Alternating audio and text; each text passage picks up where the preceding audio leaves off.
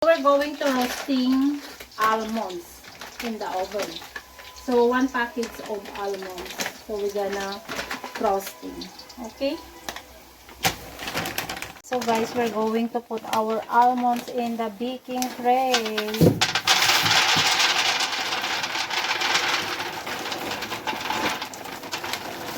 Babalisan din natin.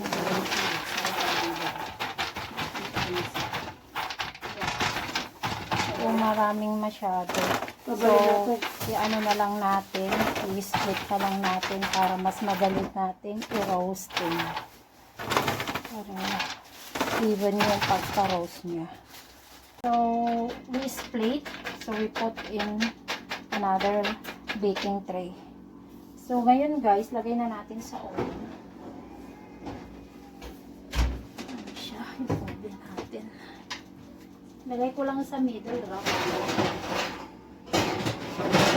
Siyempre, ayaw natin masunog na right away. Guys, we're gonna bring out. That's the roasted almonds.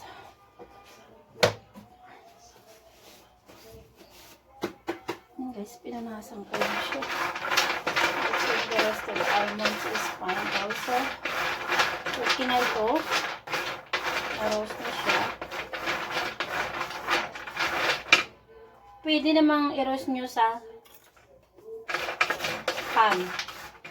You can roasting the almonds also in the pan.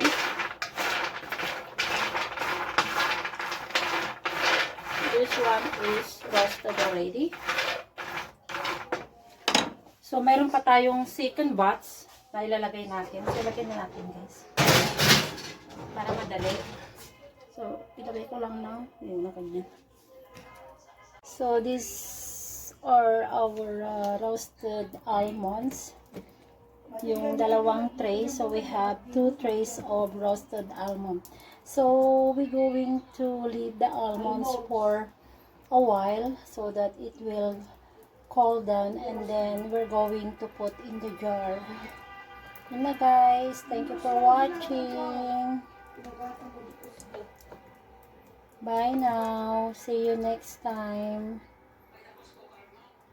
God bless everyone. Bye now.